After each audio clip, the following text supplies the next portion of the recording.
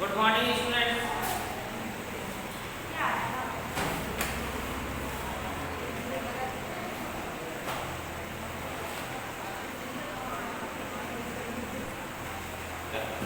पिछली क्लास में हमने आपको पढ़ाया था मानव मस्तिष्क और आज उसी के आगे टॉपिक है, इसका नाम है मानव मेरुरज्जु या सुषुम्ना। मानव मेरुरज्जु या सुषुम्ना। मानव मेरुरज्जु या सुषुम्ना संरचना एवं कार्य। संरचना एवं कार्य। Human spinal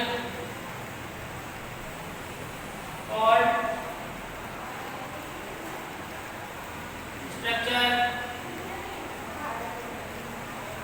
structure and functions।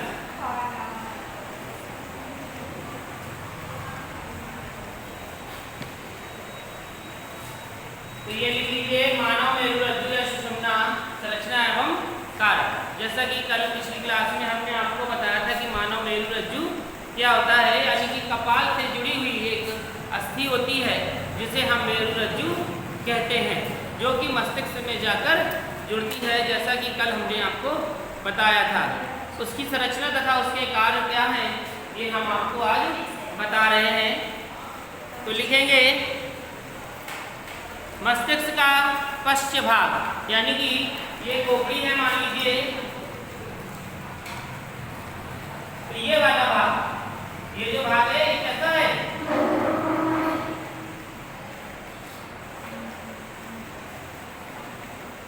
यानी कि ये मस्तिष्क का कौन सा भाग, पिछला भाग है ना। लिखे मस्तिष्क का पश्च भाग लंबा होकर खोपड़ी के पश्च छोर पर, लंबा होकर खोपड़ी के पश्च छोर पर उपस्थित महारंध्र से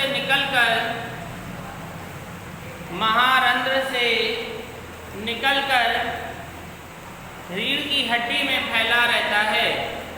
निकलकर रीढ़ की हड्डी में फैला रहता है, जिसे मेरुरज्जु या सुषुम्ना कहते हैं।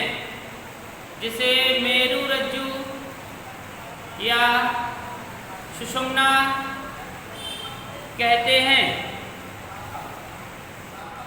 यह रीढ़ की हड्डी के मध्य, अब देखिए यहीं से ऐसी होती है ये हड्डी, ये इस प्रकार से आती है, ये आती है कि नहीं आती है, यहां से उठी,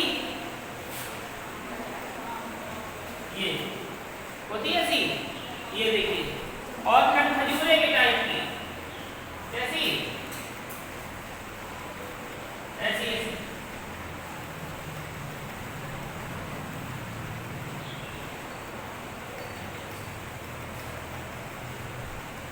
ये क्या है जो निकली है, ये जो हमारा आगे हृदय है, हृदय के ऊपर जो इस प्रकार का ढांचा बना रहता है हड्डियों का, बना होता है। ये देखा होगा आपने, कोई कंकाल देखा होगा तो कंकाल में इस प्रकार से ढांचा बना होता है, जो कि 12 यानी कि 24 हड्डियों का होता है।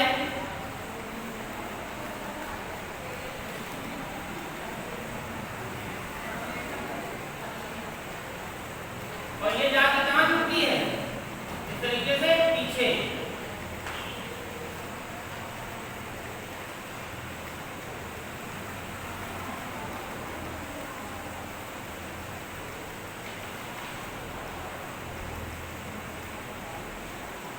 किसी ने देखा होगा स्केलेटन, नहीं देखा तो हम आपको दिखा देंगे।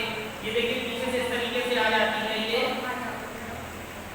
ये पीछे की हड्डी है जो लंबी दिखाई दे रही है आपको, और जो आगे का ये स्ट्रक्चर है वो आगे का है, देखा है आपने देखा होगा, बुक्स में देखा होगा बना हुआ, या फिर वैसे ढांचा देखा होगा तो पीछे से ये इस तरीके से दिखाई देती है, जिसे हम क्या कहते हैं, मेरुरज्जु या रीढ़ की हड्डी। ये इसी से सब कुछ होता है। अगर ये टूट जाती है तो मनुष्य कैसा हो जाता है, विकलांग, क्योंकि इसी से तो मध्य केंद्र तो यही है, इसी से तो मनुष्य जुड़ा रहता है। अगर ये टूट जाती है तो मनुष्य पूरी रूप से बेकार भी हो जाता है। तो क्या लिखा आपने, यह रीढ़ की हड्डी के मध्य में एक तंत्रिका नाल होती है। रीढ़ की हड्डी के मध्य में एक तंत्रिका नाल होती है। यह उसी में स्थित होती है, यानी कि मेरुरज्जु उसी में स्थित होती है। मेरुरज्जु उसी में स्थित होती है।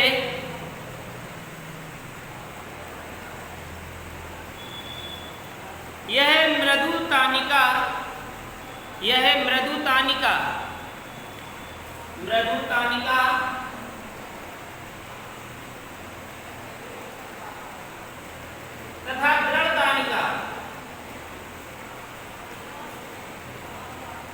तथा दृढ़ तानिका झिल्ली से ढकी होती है। यानी कि जब दृढ़ तानिका से ढकी होती है तो ये कठोर हो जाती है, मृद से ढकी हो रही तो ये मुलायम यानी कि मुड़ने लगती है, ढकी रहती है। इन झिल्लियों के बीच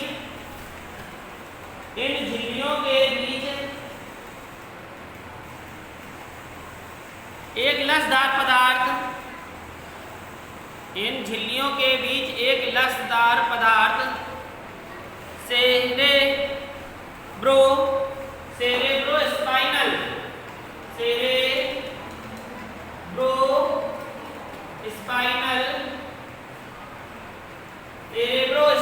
भरा होता है। सेरेब्रोस्पाइनल भरा होता है। देखिए, आपने सुना होगा कि जैसे कुछ बूढ़े लोग होते हैं तो उनके घुटने में दर्द होने लगता है, कोहनी में दर्द होने लगता है, चल नहीं पाते हैं, हड्डी खट खट बोलती है, तो डॉक्टर कहता है तुम्हारे इसमें जो ऑयल है वो खत्म हो चुका है, यानी कि जो क्रीम होती है इसमें वह खत्म हो गई। तो उसके अंदर कोई क्रीम ऑयल नहीं है, एक पदार्थ भरा हुआ है एंजाइम, जिसके द्वारा उसमें घर्षण होता है। जैसे मान लीजिए हड्डी कोई चीज़ से फंसी नहीं है, कसी नहीं है, सिर्फ फंसी हुई है, तो यहाँ से जैसे ये घुटने की हड्डी आई इस तरीके से ये होती है, और यहाँ से एक हड्डी आती है वो इस तरीके से, ये हमने उल्टी बना दी है, इस तरीके से होती है, जैसे ये आई और ऊपर से ये आई, तो ये देखिए यहाँ पे इस तरीके से फंसी है, और इसके बीच में क्या भरा है, स्पाइनल पदार्थ भरा हुआ है, जिससे जब हम लोग घुटना मोड़ते हैं तो उसी में चलता है। जैसे आपने देखा होगा कि गाड़ी में या किसी चीज़ में अगर हम ग्रीस लगा देते हैं तो उसमें घर्षण नहीं होता, वह आसानी से चलती रहती है।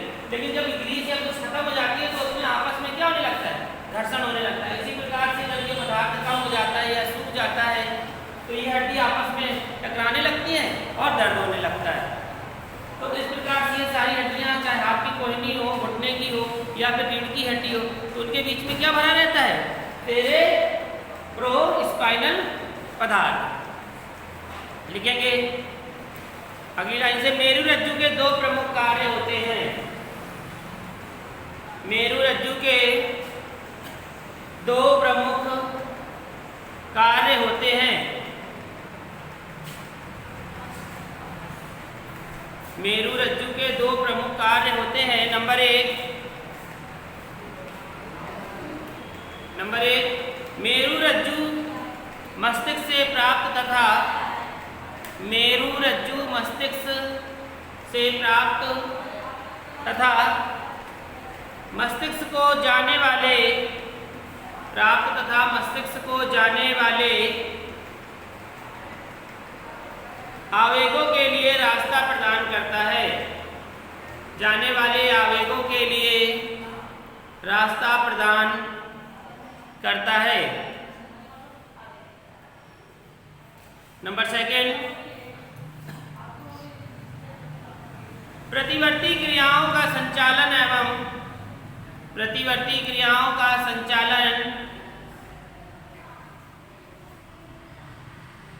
एवं नियमन मेरुरज्जु द्वारा ही होता है। एवं नियमन मेरुरज्जु के द्वारा ही होता है।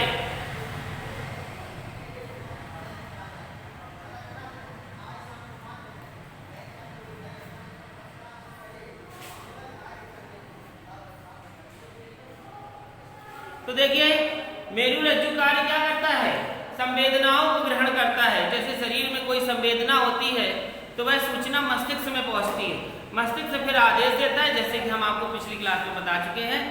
तो ये संवेदना ग्रहण करता है। जैसे पैर में कोई चीज लगी तो संवेदना हुई और हमें संवेदन हुआ तो वह कहाँ पर पहुंची, मस्तिष्क में। इसके सहारे, इसके सहारे, है ना, इसके सहारे मस्तिष्क में पहुंची। यानी कि ये लगी हुई है स्पाइनल कॉर्ड और यहाँ पर कोई चीज लगी तो इसके द्वारा ये कहाँ पर पहुंची, मस्तिष्क में। अब मस्तिष्क ने किसको आदेश दिया, नेत्रों को। किसको आदेश दिया, नेत्रों को दिया। अब नेत्र ने किसको आदेश दिया, हाथ को आदेश दिया, यह प्रसव करने के लिए। तो ये जो क्रियाएं होती है उसे हम क्या कहते हैं, प्रतिवर्ती क्रियाएं। यानी कि जो क्रियाएं इसके बाद जो हो रही हैं लगातार तुरंत, वे सारी क्रियाएं प्रतिवर्ती क्रियाएं कहलाती हैं। कभी कभी प्रश्न आ जाता है कि प्रतिवर्ती क्रियाएं क्या होती हैं। तो जो संवेदना शरीर में उत्पन्न होती है तथा मस्तिष्क उसे आदेश देता है कार्य करने के लिए, उसके बाद जो क्रियाएं होती हैं वह प्रतिवर्ती क्रियाएं कहलाती हैं। तो लिखना चाहें तो आप लिख लीजिए अगली लाइन से, लिख तो लिया है प्रतिवर्ती क्रियाओं का संचालन एवं नियमन लिखा है दूसरे पॉइंट में, तो आप ना लिखिए, सिर्फ इसका डायग्राम बना लीजिए।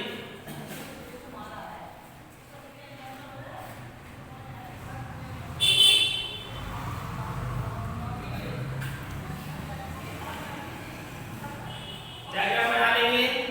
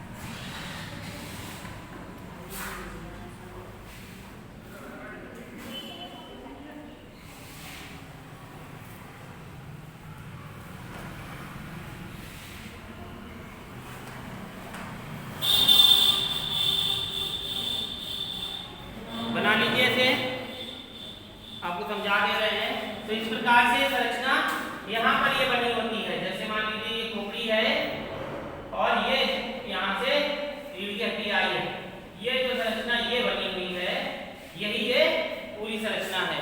ठीक, तो ये देखिए आप देख रहे हैं ऊपर की है ये पृष्ठ विदर है और यहाँ पर जो इस प्रकार से बने हैं ये है पार्श्व श्रृंग यानी कि पीछे के द्रव है।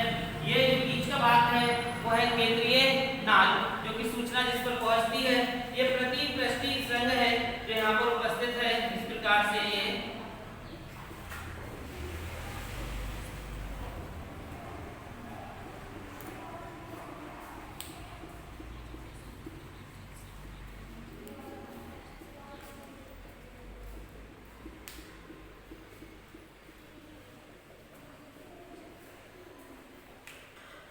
ये मृदुकानिका जो कि हमने आपको बताई मृदुकानिका तथा दृढ़ कानिका दोनों होती है। ये मुलायम यानी कि भाग कैसा होता है, मुलायम होता है और ये दृढ़ कानिका जिस पर चोट जल्दी मतलब लग जाए तो कुछ होता नहीं है, छोटी मोटी चोट का कोई असर नहीं होता है।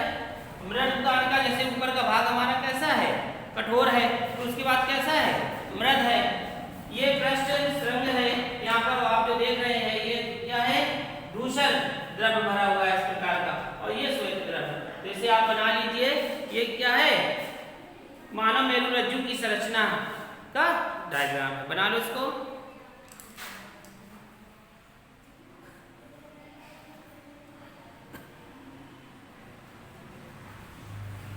बन गया।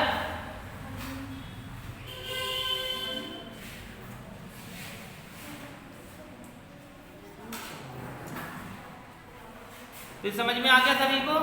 जब आपने देखा होगा कि आपने टीवी सीरियल में देखते हैं कि जब कोई क्या होता है, लड़ाई झगड़ा हो रहा था तो पीछे से ऐसे मार देते हैं, वो बेहोश हो जाता है। या फिर कभी देखा होगा कि कभी सुना होगा कि कुछ लोग जैसे बाथरूम में गए या सीढ़ियों से गिर जाते हैं तो पीछे सर पे चोट लग जाती है और वो बेहोश हो जाते हैं और कभी उन्हें होश आ जाता है, कभी उन्हें होश नहीं आता है। तो ये सब इसी के कारण होते हैं क्योंकि यहाँ पे स्पाइनल कोड लगी होती है और ये अगर ये अपने स्थान से हट गई, जैसे हमने आपको हड्डी ये बताई और ये जैसे ये हट गई तो क्या होगा, अपने स्थान से हट गई। ऐसी ही अपने स्थान से हट गई, जब पहुंचेगी नहीं तो नीचे से जो सूचनाएं यहाँ पर जा रही हैं, जब इसके पास सूचनाएं पहुंचेगी नहीं तो क्या मस्तिष्क से सूचना पहुंचने नहीं तो मस्तिष्क आदेश किसको देगा, है।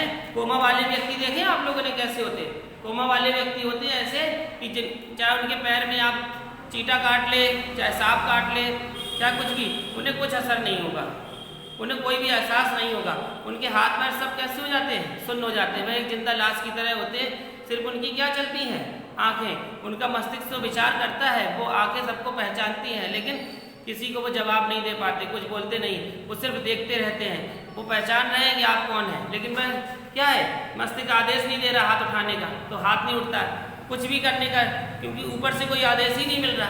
तो सारी क्रियाएं कैसी होगी, प्रतिवर्ती क्रिया कुछ भी नहीं हो रही, सारे अंग कैसे हो गए, सुन्न हो गए, एकदम कोई कार्य नहीं कर रहे, अक्रियाशील हो गए। सिर्फ आंखें क्रियाशील रहती हैं उसमें, बस आंखें सिर्फ देखती हैं और कुछ नहीं होता। तो उसी को कोमा कहा जाता है कि व्यक्ति कोमा में चला गया। और कोमा वाले ठीक कैसे होते हैं, कैसे होते ठीक, अचानक, यानी कि स्पाइनल कोड जब उनके अचानक जुड़ जाए या अचानक अपनी जगह पर स्थिर हो जाए तभी वो क्रिया हो पाती है, नहीं तो अन्यथा क्रिया नहीं हो पाती है और लोग सालों तक पड़े रहते हैं बिस्तर में। हो गया ये।